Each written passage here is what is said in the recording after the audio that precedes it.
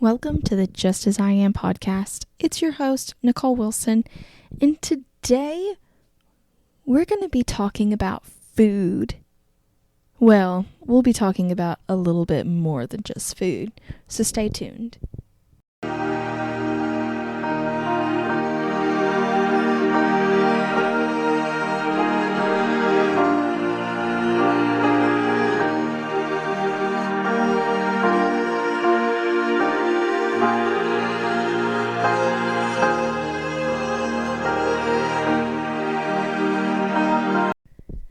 You are what you eat, and you're probably confused as to why I would make a podcast surrounded by that title. But we're going to dive deep into what I'm actually trying to get to. You've probably heard that term before a few times, and what is that term usually attached to? Food, right? We always hear that once we've eaten something, or if we eat a whole bunch of something and blah, blah, blah, blah. Somebody will tell us, you are what you eat.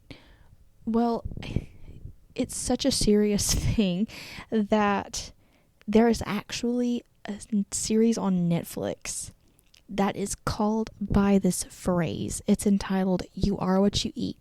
Have I watched it? No, but it sounds kind of interesting.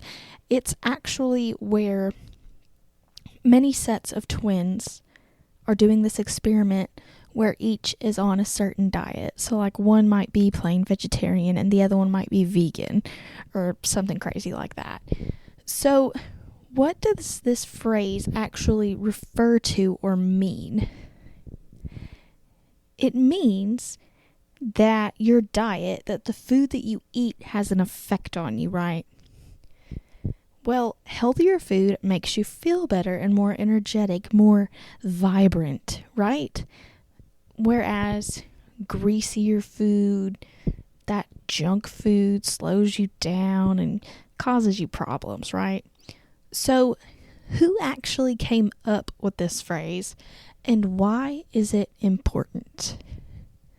Well, a German philosopher once said, and he became famous for this phrase. His phrase was actually, we are what we eat. His name was Ludwig Feuerbach, or something like that. And he actually said this around 1848. So this phrase has been around for a very long time. So, it is so important to watch what we eat, right? Why? Why is it important what we put in our bodies? It's so important because we actually get important vitamins and minerals from food, right? And if we do not get the right or enough of those right vitamins and minerals, it impacts our health and can make us sick in so many ways. So you're probably wondering,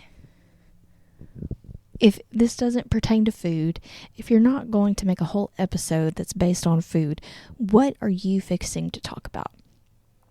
Well, I have a YouTube channel, right? And it's a few years old. I don't really do much on it anymore. But when I started it, I came up with a few ideas, like things I wanted to talk about. And this was actually one of the things I wanted to talk about. So I might make a video on it. I don't know. But you are what you eat.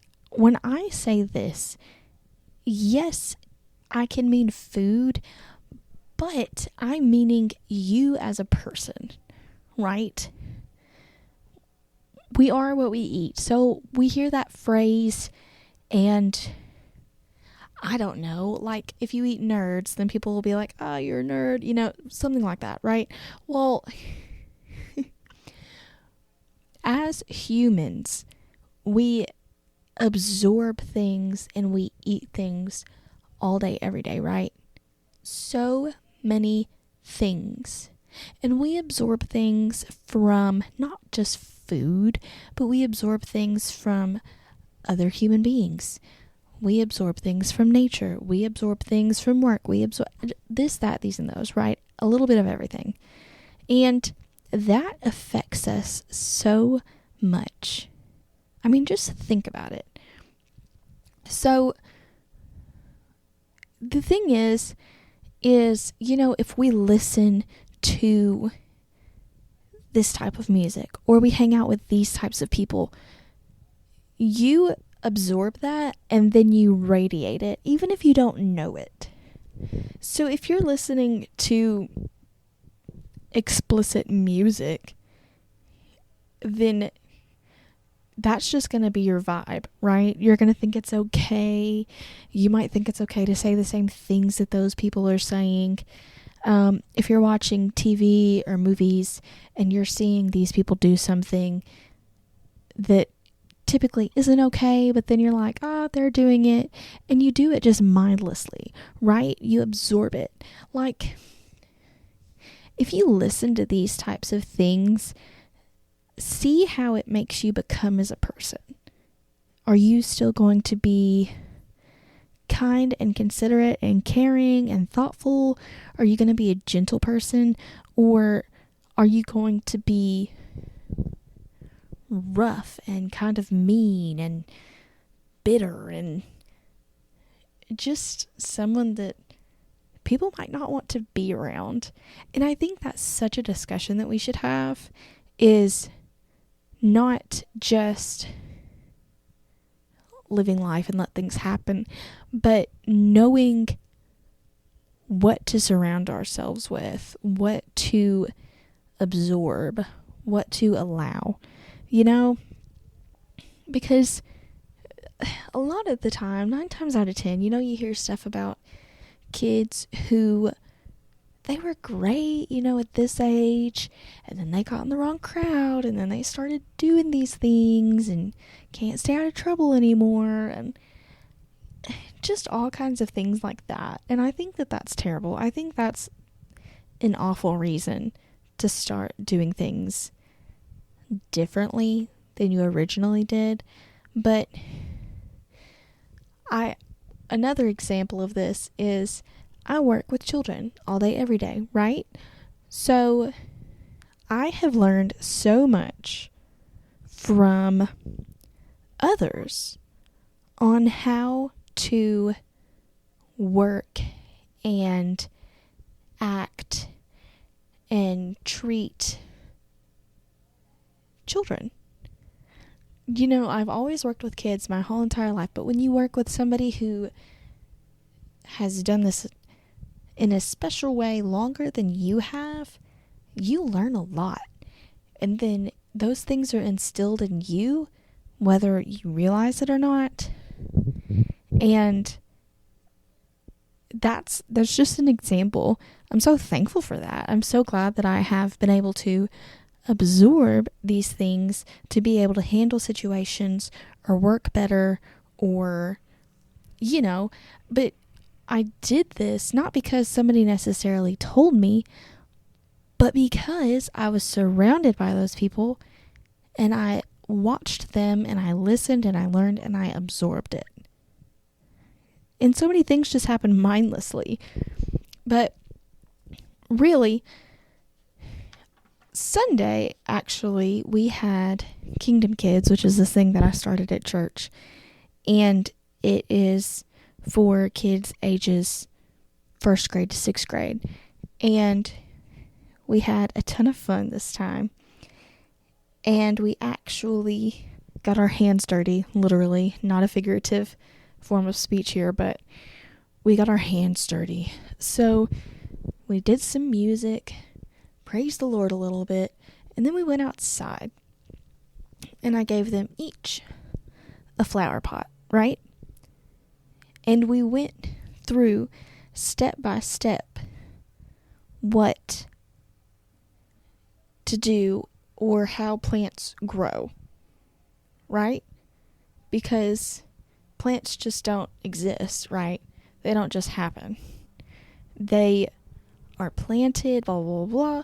So my first question was, what is the first thing plants need, right? And of course they're like, seeds. Okay, yes, you need seeds to make a plant, but that's not where we're at right now. What do seeds need to begin with? Soil. Yes. Seeds need soil. You have to put them in the soil, right? Plants need a good foundation of soil to start their growth, right? So for Christians, our soil is our foundation, right? Our foundation is Christ. He gives us everything we need. Everything we need to help us grow. I want to give you a second to think of some things that he gives us in order for us to grow. So just think about it. Keep thinking. Christ gives us things like peace, love, encouragement, wisdom. The list goes on. So after this, I gave him some dirt. And then we planted some seeds in our pots, in our soil, in our foundation. So these two are kind of backwards, but they can go either way, right? So the second necessity is, for a plant to grow, sunlight, right? I am not a plant, but I love the sun. I need the sun. The sun needs me. Okay, it doesn't need me. I love the sun, but the sun doesn't love me back. It will burn me in a heartbeat. But plants grow towards the light. You ever look at your plant and it's just kind of leaning, but it's leaning like towards the window? Plants grow towards the light for things that only the light can give them. Okay? That is their vitamins and minerals, okay? God is our light, right? Of course. We should lean to him for guidance and strength. So then, our next necessity is water. We also need water, right? Water is so important to us for the same reasons it's important to plants, right? Plants need water to sustain them. Plants need water to sustain them, to keep them going.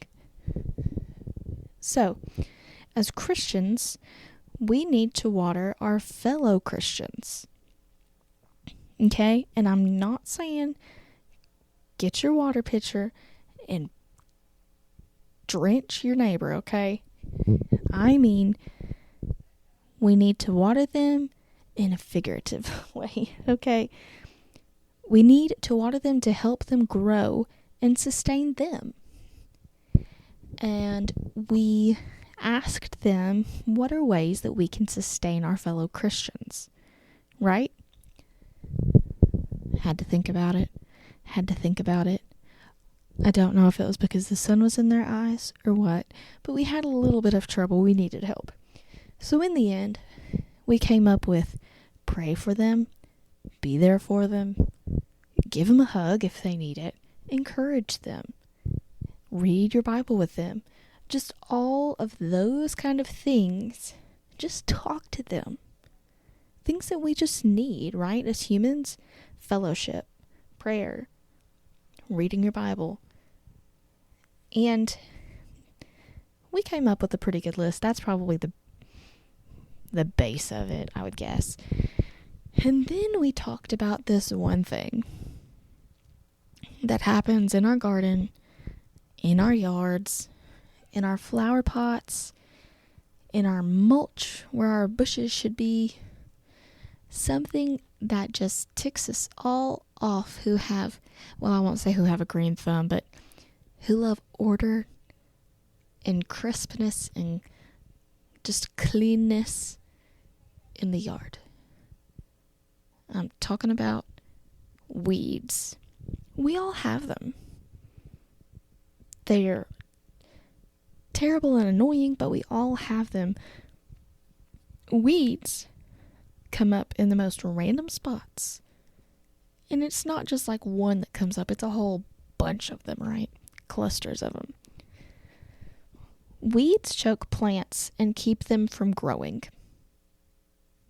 So they choke plant, they take up their space, they take up their nutrients, all the things, right? And we have weeds ourselves. Are our weeds green and have roots? No, but our weeds can be things such as bitterness, anger, or anything that just Satan does to us. You know?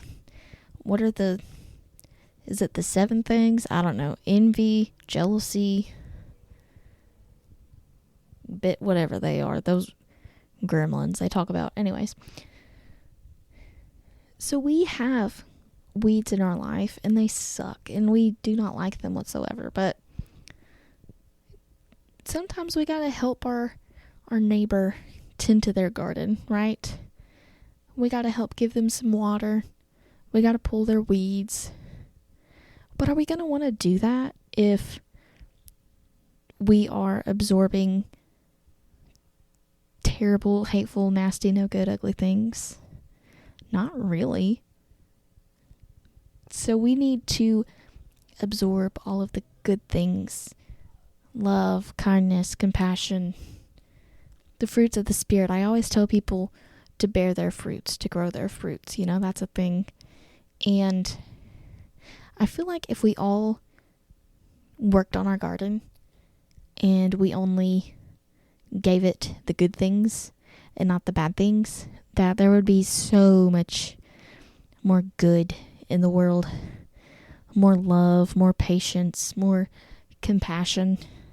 And, you know, you just have to pray for those things. But I wanted this to be such an encouragement and to make you think about what you do, what you listen to, what you eat, what you watch, what you surround yourself with, because that's so important.